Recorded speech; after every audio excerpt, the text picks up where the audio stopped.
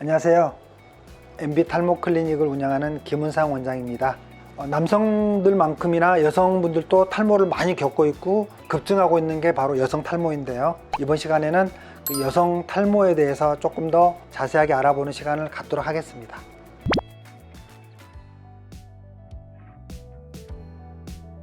남성분들하고는 달리 여성분들 같은 경우에는 머리카락이 많이 빠지는 것도 있지만 주로 이제 가르마 탈모 또는 헤어라인 탈모 이런 게 주로 유형이 아주 많습니다. 특징적으로도 모발의 힘이 많이 줄어들고 약해지면서 점점 얇아지는 형태를 나타내는데 완전한 대머리가 되는 경우는 좀 드물고요. 탈모 범위가 이제 넓어지는 양상 이런 것들이 많이 나타납니다.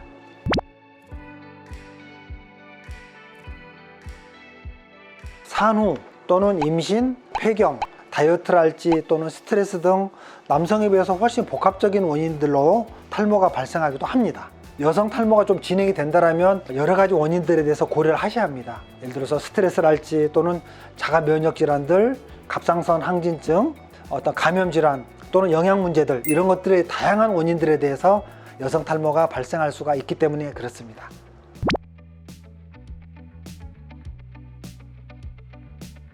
앞 이마에서부터 점점 벗겨지는 남성들하고 좀 다르게 머리 전체에서 골고루 탈모가 진행되면서 얇아집니다. 그리고 앞머리 선이 양쪽으로 이제 펴서 올라가면서 가운데 부분의 머리 부분이 급격하게 빠지는, 보통 저희들이 이제 헤어라인 탈모 이렇게 이야기하는데 그런 경우들도 종종 나타납니다. 두 번째로 이제 헤어라인 끝에서 정수리까지 세로로 쭉 갈랐을 때 소갈들이 쭉 보이는 거, 가르마 탈모라고 이야기하죠. 이런 경우들이 가장 대표적인 케이스라고 하겠습니다.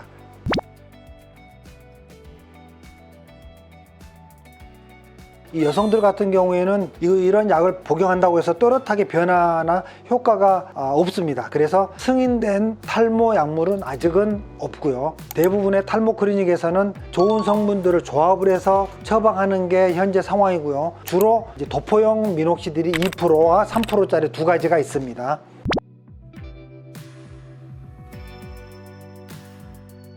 이런 어떤 머리숱 자체하고 또 탈모하고 크게 연관이 있다라고는 일단 보기는 어렵습니다. 왜냐하면 실제로 탈모가 진행되시는 분들 보면 이전에는 이제 아주 머리숱이 많다가 점점 모발이 가늘고 약해지면서 탈모가 진행되는 케이스도 많습니다. 그래서 단순히 머리숱만 가지고 탈모가 심하다 아니다라고 이야기할 수는 없다는 이야기입니다. 머리숱이 적고 모발의 굵기까지 가는 타입이시라면 홈케어나 또는 병원 관리를 꾸준히 해주시는 것이 중요하다고 하겠습니다.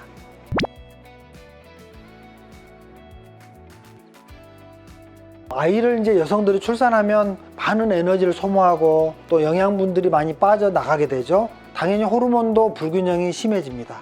이러한 상황들이 발생하기 때문에 일시적으로 이제 산후에는 휴지기 탈모가 생길 수가 있어요. 탈모 관리와 산후 관리만 잘 하셔도 충분히 좋아질 수가 있습니다. 하지만 관리에 좀 소홀하셨다거나 또는 미흡했다면 탈모 현상이 굳어질 수가 있다는 것이 문제입니다. 산후 탈모 치료의 골든타임은 언제라고요? 3개월부터 1년까지입니다. 이 시기를 잘 놓치지 않고 모유수를 하지 않는다면 약물 치료를 하셔도 되고요. 또는 레이저 치료 또는 PRP 또는 메조세라피 다양한 치료를 잘 진행하게 되면 두피의 영양분도 직접 공급을 해주고 의료진과 상의하에 본인한테 맞는 탈모 계획을 세우시는 게 굉장히 중요합니다.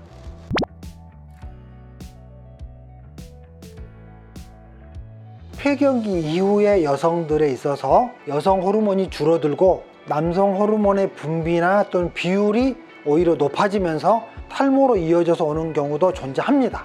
자, 이럴 때 일반적으로는 이제 혈액순환제제, 또 비오틴을 포함한 비타민 B군 시리즈들, 맥주 효모, 또 머리카락이 단백질로 되어 있기 때문에 케라틴 성분, 혈관 확장 효과를 또 이용해서 먹는 미녹시딜 제제, 일반적으로 여성 탈모에 써볼 수 있는 탈모 조합 약물들입니다. 간혹 이제 폐경 이후에 2단계 요법으로 프로페시아 제제나 또는 아보다트 제제 또는 이제 고랩 제제 또는 이뇨제, 스피로자이드 같은 걸 이야기하죠. 병행을 해서 간혹 효과를 보는 경우도 있습니다. 하지만 일반적으로 쓸 수 있는 약들은 아니기 때문에 1차 선택약으로는 부적합하다라고 보시면 되겠습니다.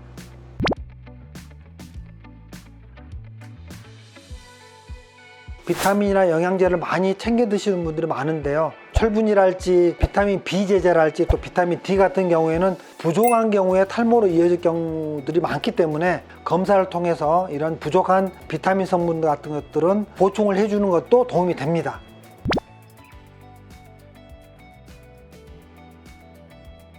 이 먹는 미녹시딜과 바르는 도포용 미녹시딜 두 가지의 기전은 똑같습니다. 하지만 먹는 미녹시딜은 내가 필요한 어떤 모발의 부위가 아닌 수염, 눈썹, 이마 또는 손등 이런 다양한 부위의 다모 증세, 너무 심하게 다모 증세가 있다 그러면 그 미녹시딜 제제를 중단하거나 또는 용량을 좀 줄이는 것이 일단은 1차적인 방법이고요. 미녹시딜 도포 제제는요, 혈관 확장 효과가 있는 약물이죠. 그래서 두피염이 있거나 또 두피가 붉어져 있는 분들이거나 두피에 트러블이 있는 분들은 소량만 사용하는 것을 권해드리고요. 심한 분들은 좀 보류하는 경우도 많겠습니다.